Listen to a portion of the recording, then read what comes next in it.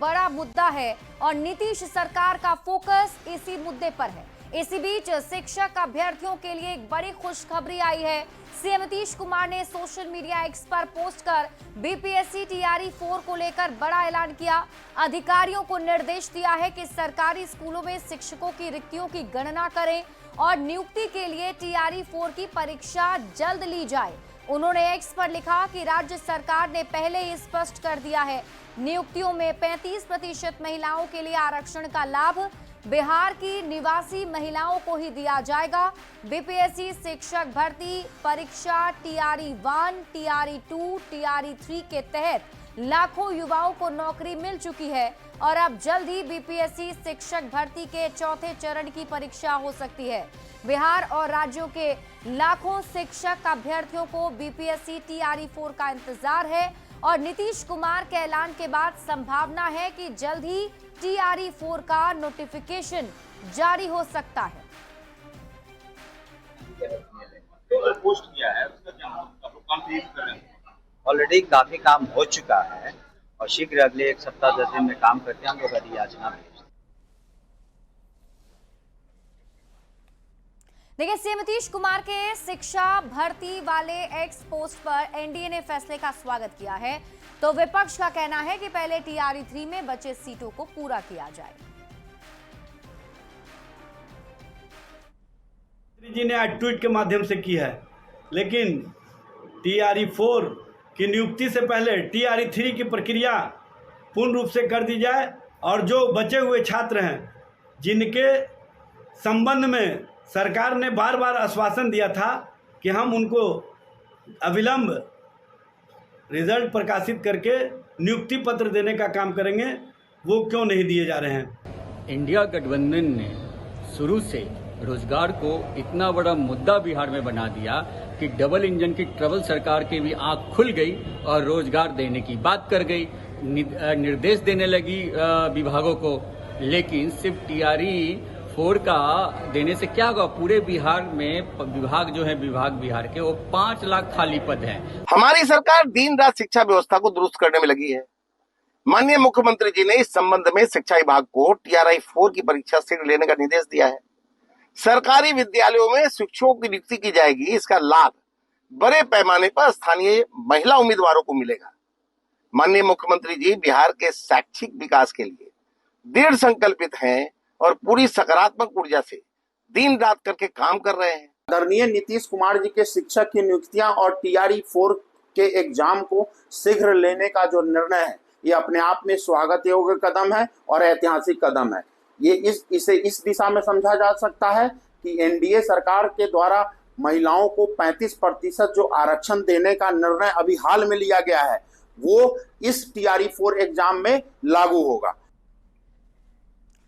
और इसी बीच आपको सीतामढ़ी से बड़ी खबर बताते हैं, जहां सुरसंड में अतिक्रमण के खिलाफ बुलडोजर एक्शन से हड़कंप मच गया है। सरकारी जमीन पर अवैध रूप से कब्जा जमाकर बैठे अतिक्रमणकारियों पर कार्रवाई करते हुए प्रशासन ने बुलडोजर चलाकर जमीन को खाली करवाया। हालांकि इस दौरान अतिक्रमणकारियों ने विरोध भी किया, लेकिन मौके पर भारी संख्या में पुलिस जवानों की टीम तैनात कर दी गई थी। सुरसंड नगर पंचायत में तकरीबन 3 घंटे तक बुलडोजर एक्शन चलता रहा, जिसकी तस्वीरें आपकी टीवी स्क्रीन पर आपको दिखा रहे हैं। देखिए, सुरसंड में प्रशासन की तरफ से बड़ी कार्रवाई की गई है। अतिक्रमित की गई जो जमीन थी उसे अतिक्रमण मुक्त कराया गया है। हालांकि जो अतिक्रमणकारी थे उनकी तरफ से विरोध भी किया गया, लेकिन प्रशासन की टीम ने मुस्तैदी दिखाते हुए लोगों को शांत कराया। अतिक्रमण के खिलाफ ये बुलडोजर एक्शन करीब 3 घंटे तक सुरसंड में देखने को मिला है, जिसकी तस्वीरें आप अपने टीवी स्क्रीन पर देख रहे हैं। और कटिहार से इस वक्त की बड़ी खबर सामने आ रही है, जहां बृहद आश्रय स्थल एक बार फिर से सुर्खियों में है। आश्रय स्थल से अभी भी 3 बालक लापता है। आपको बता दें कि कुल 6 बच्चे फरार हुए थे, 3 को प्रशासन ने बरामद कर लिया, वहीं 3 अभी भी लापता हैं। जानकारी के मुताबिक देर रात कमरे की खिड़की तोड़कर सभी 6 बच्चे बाहर निकले, फिर दीवार फांदकर बाहर की ओर भाग गए। जानकारी के लिए बता दें कि इससे पहले भी कटिहार के इसी बृहद आश्रय स्थल से 2 बार नाबालिग बच्चियां भी फरार हुई थी। जिनकी बरामदगी के बाद बृहद आश्रय स्थल पर कई संगीन आरोप बच्चियों ने लगाए थे।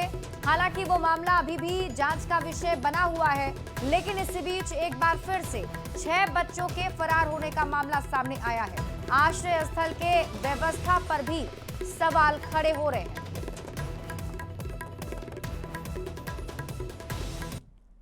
कटिहार के बृहद आश्रय स्थल से एक बार फिर बड़ी खबर है। आप देख सकते हैं पुलिस टीम भी यहाँ पहुंची है और 3 बच्चे इस बृहद आश्रय स्थल से फरार हो गए हैं। बताते चले इससे पहले भी हाल के दिनों में एक मामला आया था जिसमें इस बृहद आश्रय स्थल के इस बड़ी बड़ी दीवारों को फांद कर बच्चियाँ फरार हुए थे और उसके लेकर प्रदेश भर में भी कई चर्चा बना था, कई संगीन आरोप जब बच्ची लोग बरामद हुआ था जो यहाँ का प्रशासनिक व्यवस्था है उस पर लगा था। लेकिन फिलहाल वो जांच का जो रिपोर्ट है पूरी तरह सामने नहीं है, या यूं कहे कि उन जांच रिपोर्टों को ठंडे बस्ते में डाल दिया गया। लेकिन इस बीच एक बड़ी खबर है, इस बार जो बालक गृह है वहां से 3 बच्चे फरार है और तमाम बिंदुओं पर जांच की जा रही है। लेकिन बार बार इसी बृहद आश्रय स्थल से बच्चे फरार होना कहीं ना कहीं यहाँ के व्यवस्था पर सवाल खड़ा करता है। जो जानकारी छनकर सामने आई है,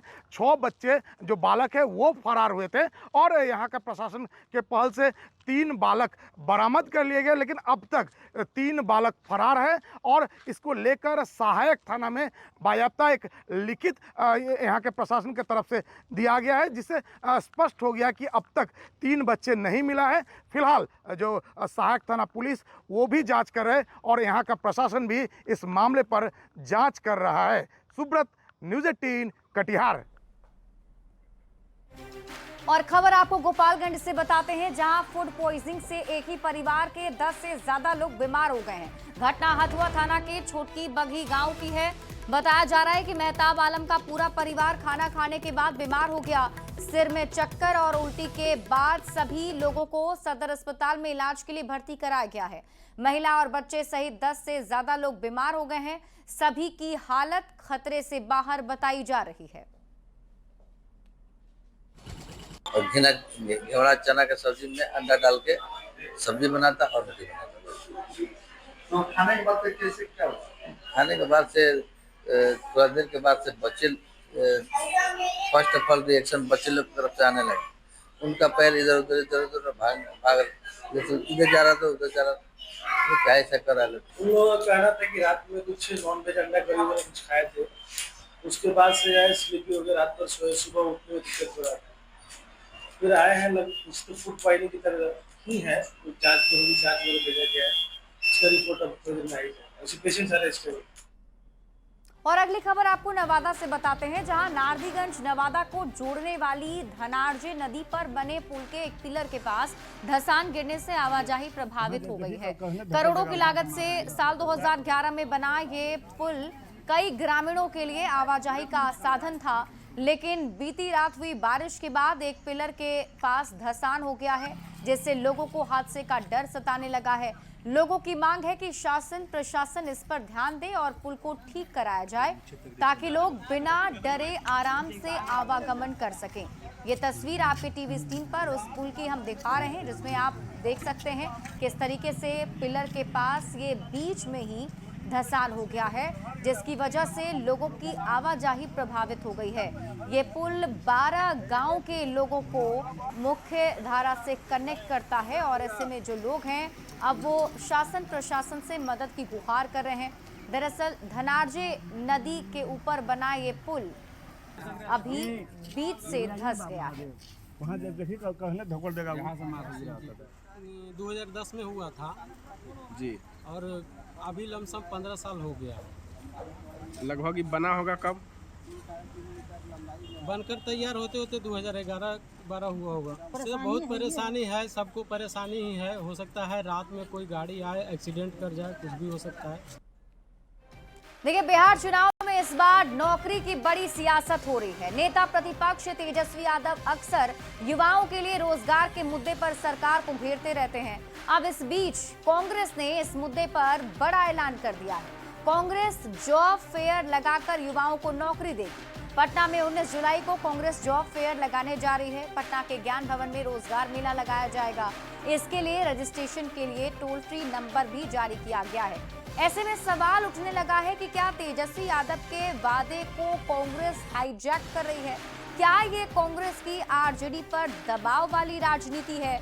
ऐसे हम इसलिए ऐसा कह रहे हैं क्योंकि कांग्रेस तेजस्वी यादव के एजेंडे को हाईजैक करती हुई दिखाई पड़ रही है। पहले तेजस्वी यादव के घोषित एजेंडे में माई बहन योजना को कांग्रेस ने हाईजैक कर रजिस्ट्रेशन करवाना शुरू कर दिया था और अब तेजस्वी यादव के नौकरी और रोजगार योजना को कांग्रेस ने रोजगार मेला लगाकर अपना एजेंडा साबित करने की कोशिश शुरू कर दी है।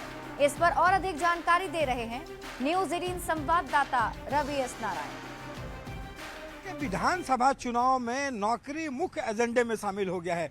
एक तरफ जहां पिछले दिनों नीतीश कुमार ने कैबिनेट से पास कर 1 करोड़ लोगों को नौकरी और रोजगार देने की बात कही है अगले 5 सालों में, वहीं कांग्रेस अब बड़ा जो है वो रोजगार मेला लगाने जा रही है। जी हां, आपको बताते हैं कि 19 जुलाई को कांग्रेस जो है वो एक रोजगार मेला पटना में लगाने जा रही है, ज्ञान भवन में, और उसके लिए उसने एक टोल फ्री नंबर भी जारी किया है और टोल फ्री नंबर में उन्होंने नंबर दिया है और युवाओं से अपील की है कि वो रजिस्ट्रेशन कराएं और कई कंपनियों को उसमें बुलाया गया है। और कांग्रेस कोशिश कर रही है कि इस जॉब फेयर के जरिए, रोजगार मेला के जरिए युवाओं को बड़े संख्या में रोजगार पहले दिया जाए और एक स्टैंड क्लियर किया जाए कि रोजगार को लेकर के कांग्रेस जो है वो किस तरीके से यहाँ से सक्रिय है। लेकिन आपको बता दें कि सबसे खास बात यहाँ पे ये है कि जो विपक्ष है, बीजेपी जदयू है,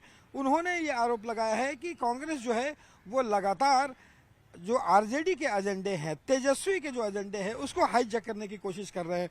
इससे पहले माई बहन योजना आपने देखा होगा कि तेजस्वी यादव ने ऐलान किया था कि 2500 रुपया जो है वो महिलाओं को हर महीने दिया जाएगा। एक कंपटीशन की बात हो, कुछ भी कह लें, लेकिन नौकरी और रोजगार बिहार के चुनाव में एजेंडा बन गया है। कैमरा पर्सन दीपक, रवि एस नारायण, न्यूज़ 18 पटना। देखिए, चुनावी साल में नौकरी वाली सियासत जमकर हो रही है, तो ऐसे में आप भी इस पूरी सियासत को समझिए। 7 निश्चय कार्यक्रम के जरिए नीतीश सरकार युवाओं को रोजगार दे रही है और 2030 तक 1 करोड़ युवाओं को नौकरी और रोजगार देने का लक्ष्य सरकार ने तय किया है।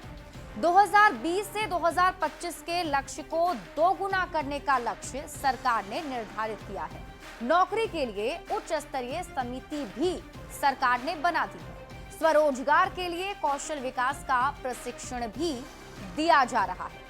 तो नौकरी पर आरजेडी के दावे और कांग्रेस के दांव को भी अब आप समझिए। देखिए, तेजस्वी यादव का दावा इन पर रहता है। इस मुद्दे पर 17 महीने में लाखों नौकरी देने का दावा तेजस्वी यादव ने किया है। इसके साथ ही चुनावी एजेंडे में कांग्रेस ने नौकरी वाला ये बड़ा दांव चल दिया है। अब कांग्रेस की तरफ से ऐलान किया गया है कि कांग्रेस जॉब फेयर लगाकर युवाओं को नौकरी देगी, उन्हें उपलब्ध कराएगी और इसकी तारीख की घोषणा भी कर दी गई है। पटना में 19 जुलाई को कांग्रेस जॉब फेयर लगाने जा रही है। यही नहीं, कांग्रेस ने रजिस्ट्रेशन करने के लिए, यानी जो युवा हैं वो इसमें शामिल होने के लिए, रजिस्ट्रेशन करने के लिए टोल फ्री नंबर पर कॉल कर सकते हैं। एक टोल फ्री नंबर भी जारी किया गया है। नौकरी को लेकर कांग्रेस 2 कदम आगे निकलने की तैयारी में जुटी हुई है। तो ऐसे में अब ये समझने की कोशिश की जा रही है कि बिहार में इस बार नौकरी और रोजगार एक बड़ा मुद्दा चुनावी साल में बन रहा है। इस बीच बढ़ते हैं आगे। श्रम विभाग की तरफ से पटना के ज्ञान भवन में रोजगार मेला लगाया गया और इस रोजगार मेले में 40 कंपनियां शामिल हुई। लगभग 4000 लोगों को रोजगार दिया जा रहा है। युवाओं को प्लेसमेंट के ऑफर लेटर दिए जा रहे हैं और खास बात यह है कि कुछ युवाओं को दुबई और जापान की कंपनियों से 12 लाख सालाना पैकेज भी मिला है। श्रम मंत्री संतोष सिंह ने न्यूज़ 18 से बात करते हुए कहा कि सीएम नीतीश कुमार के 1 करोड़ रोजगार का वादा पूरा होगा। वहीं कांग्रेस द्वारा लगाए जा रहे रोजगार मेला पर तंज कसते हुए कहा कि कांग्रेस और आरजेडी में नूरा कुश्ती चल रही है। कोई एक दूसरे को नेता मानने को तैयार नहीं है। जायजा लिया है न्यूज़ 18 संवाददाता रवि एस नारायण ने।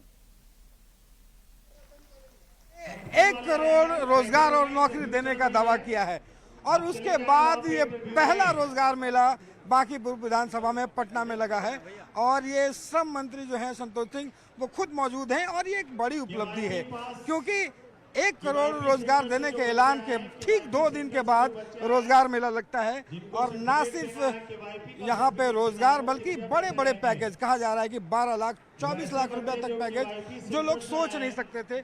श्रम मंत्री हमारे साथ हैं।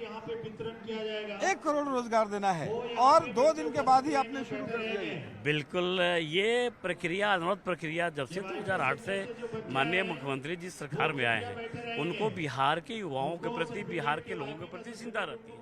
ये हम पिछले 1 साल में 75,000 ऑलरेडी हम लोग नौकरी दे चुके, 32 लाख रोजगार का अवसर, 12 लाख नौकरी दे सके। अब माननीय मुख्यमंत्री का है कि अब आने वाला समय में 1 करोड़ रोजगार और नौकरी का अवसर प्रदान करेंगे। उसी के तहत आज पहला मेला इसमें 40 कंपनी आई थी, 40 कंपनी में 4,000 वैकेंसी था और आप जैसा देखे होंगे हमारे सभी बच्चे इस मेला में और सरकार पे भरोसा करके आए हैं और 4,000 बच्चों को आज नौकरी और रोजगार का अवसर सृजन होगा। सब 4,000 लोगों को अब आपसे और बात करेंगे पर साथ में ये भी दिखा दें। देखिए ये तमाम युवा जो है वो हाथ में ऑफर लेटर लेते हुए जो है वो हैं और तमाम बच्चों को यहाँ पे है। आप कहाँ से आए हो? समस्तीपुर। आपको यहाँ पे रोजगार मिला, कैसा लगा? रोजगार मिला जी अच्छा लगा मैंने। अच्छा। पहले क्या करते थे? पहले पढ़ाई करते थे। अभी यहाँ पे आकर के रोजगार लग रहा है कि बिहार में रोजगार मिल रहा है? यस सर, मिल रहा है। ये बच्चों की खुशियाँ जो है चेहरे पे। बिल्कुल बिल्कुल, यही बच्चे बिहार के भविष्य हैं, यही भी बिहार का भविष्य है। कुछ लोगों, कुछ नेताओं को दिखता नहीं है, हमको तो लगता है कि कुछ चश्मा दूसरा खरीद ले। ये माननीय मुख्यमंत्री जी का जो संकल्प है, एनडीए की सरकार की जो संकल्प है कि बिहार के हर युवाओं को हाथ में रोजगार और नौकरी का अवसर देंगे। ये देखिए यहाँ पे रोजगार मेला लगा है और आज पटना में लगभग 4,000 लोगों को रोजगार दिया जा रहा है और 40 कंपनियां हैं और जो विपक्ष रोजगार मेला लगा रही है उसे राजनीतिक स्टंट करार दे रहे हैं श्रम मंत्री। कैमरा पर्सन दीपक के साथ रवि एस नारायण, न्यूज़ 18 पटना।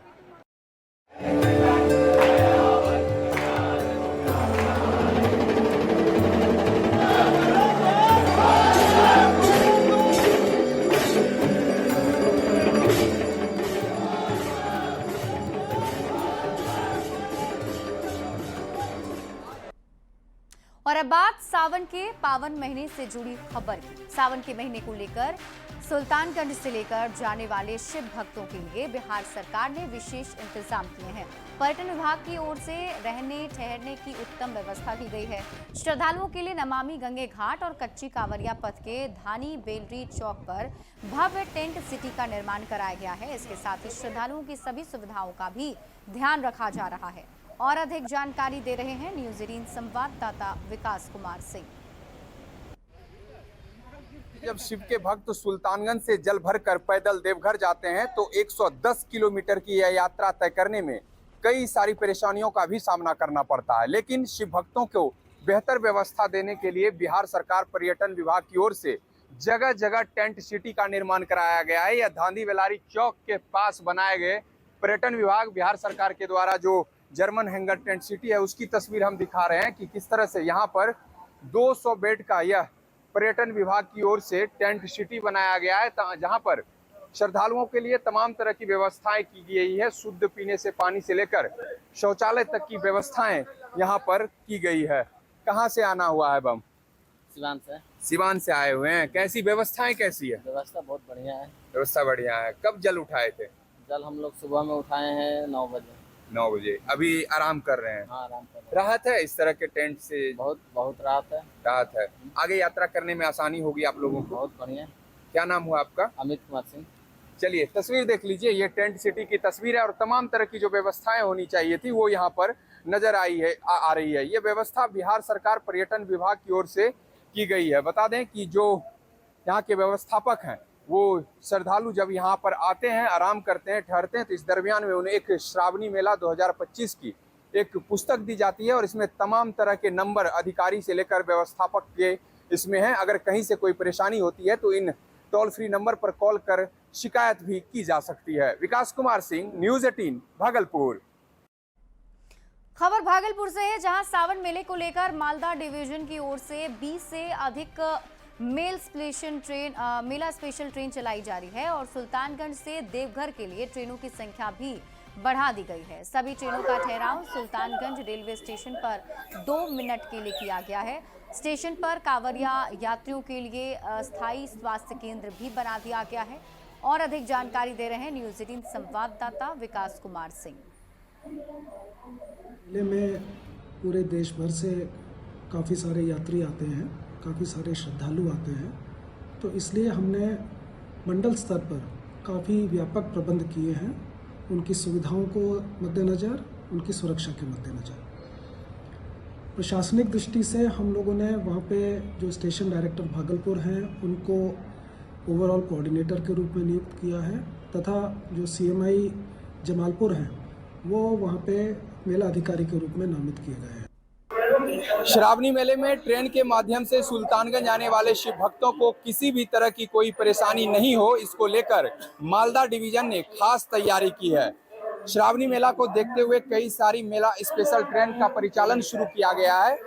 जमालपुर से जसीडीह तक, जसीडीह दुमका, साथ ही साथ भागलपुर से भाया सुल्तानगंज जमालपुर होते हुए कई सारी ट्रेनों का मेला स्पेशल ट्रेन जो है वो चलाई गई है।